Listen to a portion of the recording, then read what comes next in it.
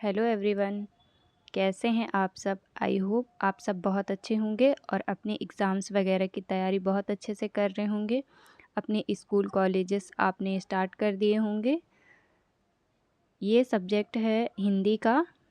हिंदी से हमने ये टॉपिक लिया है वाक्य और विचार का। तो आज की इस क्लास में हम जानेंगे कि वाक्य क्या होते हैं, विचार और अंग, परिभाषा जो भी है, इसका पूरा डिटेल हम जानेंगे इस लेक्चर में। तो आप शुरू से लेके आखिरी तक बने रहिए। हिंदी का जिस भी एग्ज़ाम में सिलेबस रहता है उन सभी के लिए ये बहुत ही इम्पॉर्टेंट हो सकती है, सबसे महत्वपूर्ण होती है। जो टीचर्स होते हैं ना, एग्ज़ाम की तैयारी करते हैं टीचर्स वाली, उसके लिए ज़्यादा इम्पॉर्टेंट हो सकती है। तो चलिए स्टार्ट करते हैं हम अपनी क्लास को। वाक्य की परिभाषा से। वाक्य किसे कहते हैं? शब्दों का वह सुव्यवस्थित क्रम जिससे सार्थक अर्थ निकलता है उसे हम वाक्य कहते हैं। वाक्य के अंग कितने होते हैं? तो वाक्य के मुख्य रूप से 2 अंग होते हैं। कौन कौन से होते हैं आइए देखते हैं। पहला होता है उद्देश्य, दूसरा होता है विधेय। वाक्य में जिसके बारे में कुछ कहा गया हो उसे उद्देश्य कहते हैं। इसको उदाहरण के माध्यम से हम समझते हैं तो ज़्यादा समझ में आएगा। जैसे विष्णु दौड़ रहा है, तो विष्णु इसमें क्या हुआ? एक उद्देश्य हुआ और वो दौड़ रहा है, यानी कि विष्णु वो कार्य कर रहा है। तो विष्णु के बारे में कहा गया इसलिए विष्णु उद्देश्य होगा। नेक्स्ट उदाहरण देख लेते हैं। इस कक्षा की सबसे बुद्धिमान लड़की पूजा पढ़ाई कर रही है। तो इस पे उद्देश्य क्या होगा? तो इसमें पूजा जो होगी वो उद्देश्य होगी और वो क्या है? क्लास की सबसे बुद्धिमान लड़की है और क्या कर रही है? पढ़ाई कर रही है। आई होप आपको समझ में आया होगा। अब नेक्स्ट देखते हैं विधेय। विधेय किसे कहते हैं? तो उद्देश्य के विषय में जो कुछ कहा गया हो उसे विधेय कहते हैं। जैसे इसको भी उदाहरण से समझते हैं। बिल्ली भाग गई, तो बिल्ली क्या है? इसमें उद्देश्य है और भाग गई क्या है? विधेय है। तो उद्देश्य के बारे में कहा गया है। ठीक है, इसका सेकंड उदाहरण भी देख लेते हैं। शशि कुमार सब इंस्पेक्टर की तैयारी कर रहे हैं। तो शशि कुमार क्या हुए? उद्देश्य, और सब इंस्पेक्टर की तैयारी करना क्या हुआ? विधेय हुआ। अब देखते हैं वाक्य के आवश्यक तत्व कौन कौन से होते हैं। तो वाक्य के 6 आवश्यक तत्व होते हैं। पहला है सार्थकता। सार्थकता का मतलब इस पे ये हुआ जिन शब्द वाक्यों का या शब्दों का सार्थक अर्थ निकलना चाहिए। निरर्थक शब्द वाक्यों को दोषपूर्ण बना देते हैं। अन्वय, इसका अर्थ होता है मेल, अर्थात वाक्य में क्रिया के अनुसार लिंग, वचन, काल, कारक एवं पुरुष आदि सभी का मेल होना आवश्यक है। जैसे उदाहरण में समझते हैं। हरी खाना खाती है, तो हरी क्या होता है? एक लड़के का नाम होता है, तो इसमें खाना खाती नहीं आएगा। इसका शुद्ध वाक्य होगा हरी खाना खाता है। नेक्स्ट देखते हैं आकांक्षा। आकांक्षा मतलब कि इच्छा। ठीक है, वाक्य के पद को सुनकर के दूसरे पद को जानने की जिज्ञासा या इच्छा या आकांक्षा हो उसे हम आकांक्षा कहते हैं। जैसे पिद्दी करता है, तो अब हमारे मन में सवाल आया कि वो क्या करता है ना? इसको सुन के ही हमारे मन में जिज्ञासा जाग गई। तो इसका जैसे उत्तर होगा पिद्दी घर का काम करता है। ये पूरा वाक्य हुआ। अब उसमें पहले अधूरा बोला गया था तो हमारे मन में जिज्ञासा जाग गई उसको जानने के लिए। अब देखते हैं चौथा योग्यता। पदों के अर्थ व्यक्त करने की क्षमता को योग्यता कहते हैं। जैसे शुद्ध और अशुद्ध दोनों देखते हैं। ठीक है, उदाहरण है वह डंडे से नाव खेता है। तो बताइए नाविक क्या डंडे से नाव खेत सकता है? नहीं खेता, इसीलिए यहाँ पे ये अशुद्ध वाक्य हो गया। यहाँ पे यह होगा योग्यता क्या होगी? वह पतवार से नाव खेता है। यहाँ पे डंडा नहीं होगा, पतवार होगा, तभी शुद्ध वाक्य बनेगा पद की योग्यता के अनुसार। पांचवा देखते हैं निकटता या आसक्ति। आकांक्षा और योग्यता युक्त पदों की निकटता ही आसक्ति कहलाती है। एक वाक्य के शब्दों का उच्चारण एक स्थान पर एक समय पर ही होना अभिष्ट अर्थ प्रतीत होता है। छठवां है पद क्रम या क्रम। वाक्य में प्रयुक्त सभी शब्दों की विविध स्थापना ही क्या कहलाती है? क्रम कहलाती है। अब इसको भी हम उदाहरण के माध्यम से समझेंगे, शुद्ध और अशुद्ध वाक्य के माध्यम से। इसमें लिखा है जैसे रोटी मैंने खाई, तो क्या हम इस तरीके से बोलेंगे? नहीं बोलेंगे। इसका जो शुद्ध वाक्य होगा मैंने रोटी खाई, ये क्या होगा? सही होगा। अब वाक्यों का वर्गीकरण देखते हैं। वाक्यों का वर्गीकरण, पहला है रचना के आधार पर वाक्य। रचना के आधार पर कितने वाक्य होते हैं? तो 3 प्रकार के होते हैं। सरल वाक्य, वे वाक्य जिनमें एक उद्देश्य तथा एक विधेय हो, वो सरल या साधारण वाक्य कहलाते हैं। जैसे पिद्दी खाता है, तो इसका सरल ही वाक्य हो गया। एक ही इंसान एक ही कार्य कर रहा है। अब देखेंगे संयुक्त वाक्य, ठीक है। जिन वाक्यों में 2 या 2 से अधिक साधारण वाक्य का समुच्चक बोधक अवयव के द्वारा जोड़ा जाए उन्हें संयुक्त वाक्य कहते हैं। तो अवयव कौन से होंगे इसमें? और, तथा, एवं, परंतु, किंतु, लेकिन, अथवा, इसलिए, ये क्या होंगे? अवयव होंगे। जैसे उदाहरण के माध्यम से हम समझते हैं संयुक्त वाक्य को, और जोड़ा कैसे गया है ये भी।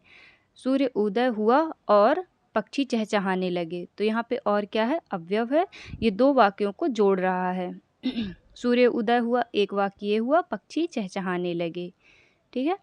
अब देखेंगे आप चाय लेंगे या कॉफ़ी, तो यहाँ पे चाय भी है और कॉफ़ी भी है, तो इन दोनों को जोड़ा गया है या के माध्यम से। अब देखेंगे मिश्रित वाक्य किसे कहते हैं, ठीक है।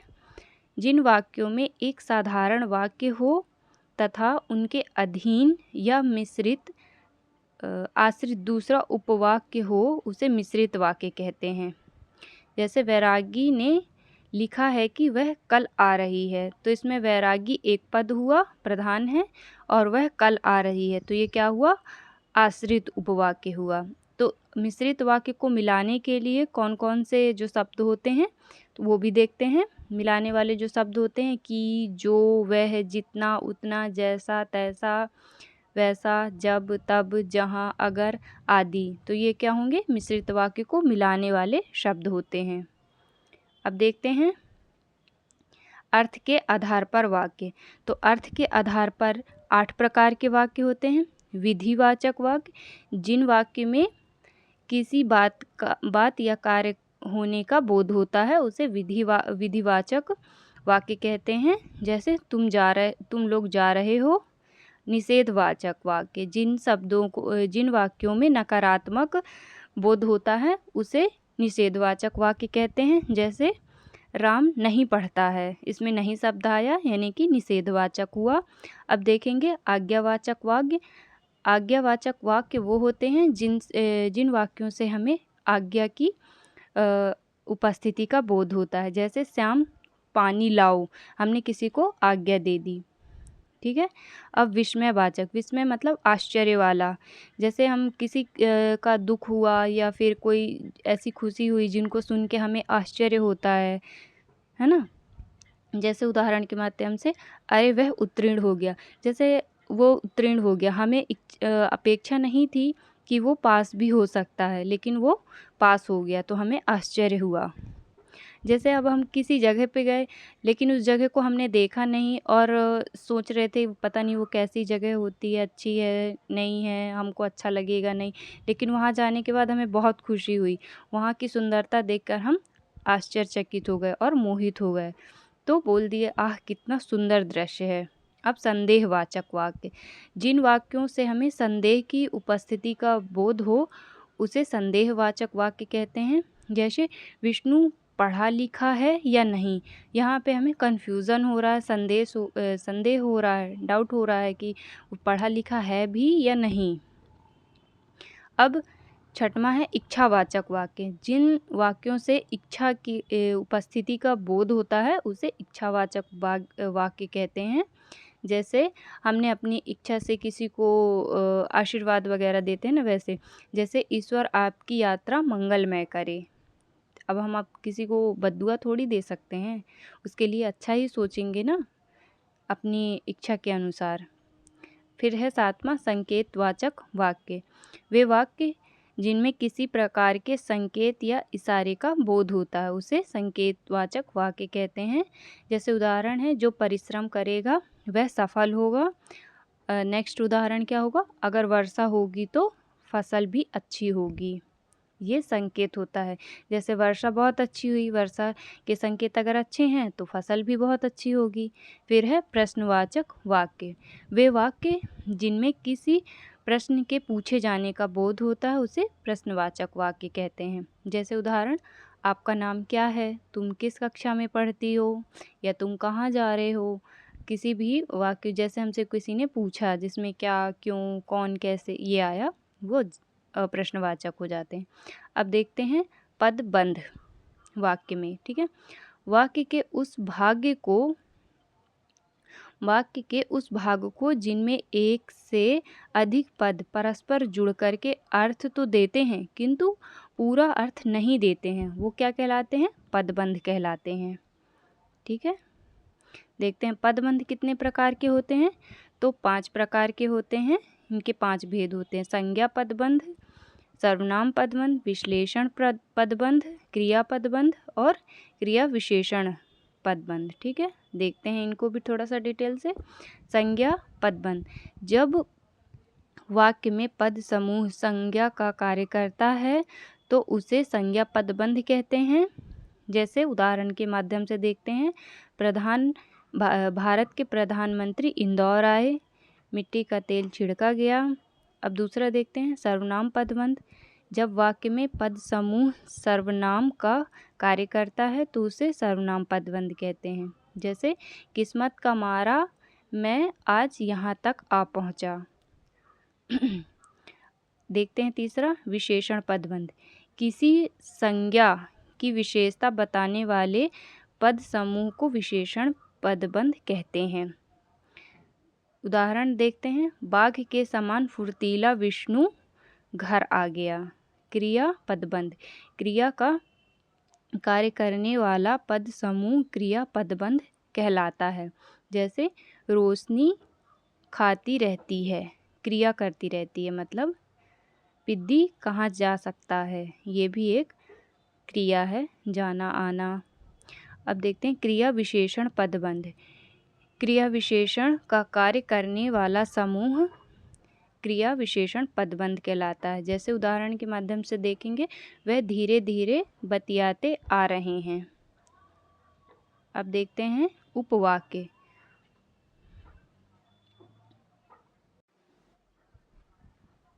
उपवाक्य के 2 भेद होते हैं, पहला प्रधान उपवाक्य, दूसरा आश्रित उपवाक्य। वाक्य पहला देखेंगे प्रधान उपवाक्य, वाक्य का वह भाग जो अर्थ स्वतंत्र अर्थ भी दे सकता है या दूसरे वाक्य पर आश्रित न हो, वो प्रधान उपवाक्य होता है।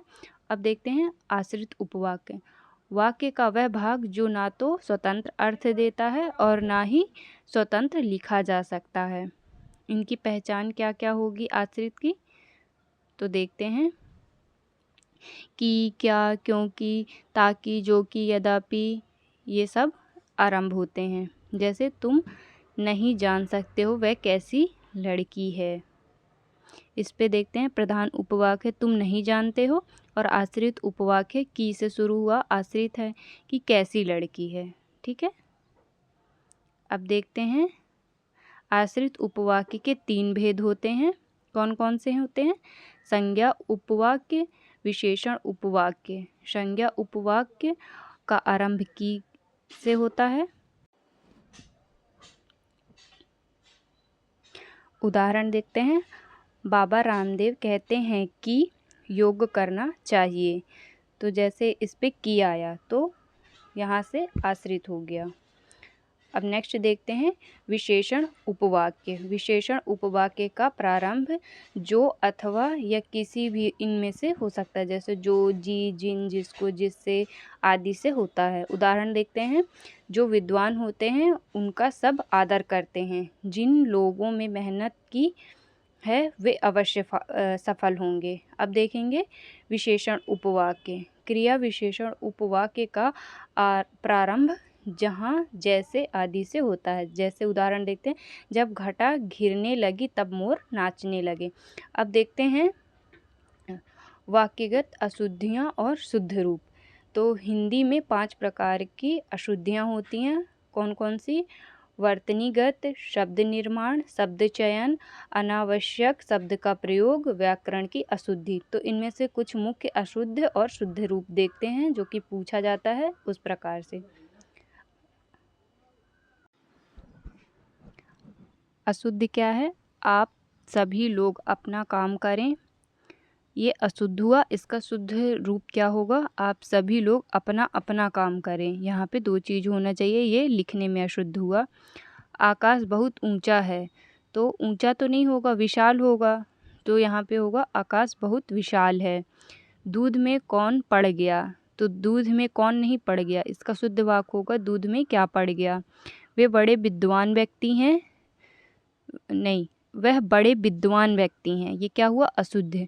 तो अपन इसको शुद्ध कैसे बनाएंगे? वह, अब जो बड़ा विद्वान है तो उसको अपन वह करके तो नहीं बोलेंगे यह या वह, तो अपन उसको इज्जत से ही नाम देंगे ना। इसी प्रकार से शुद्ध वाक्य होगा वे बड़े विद्वान व्यक्ति हैं। जनता के अंदर असंतोष है, तो ये ऐसे नहीं होगा, इसका शुद्ध वाक्य होगा जनता में असंतोष है।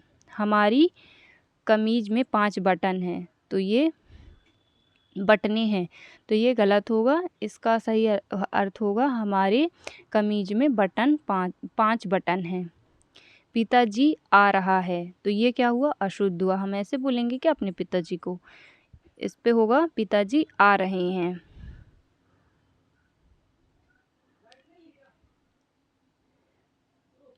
कुछ और देख लेते हैं।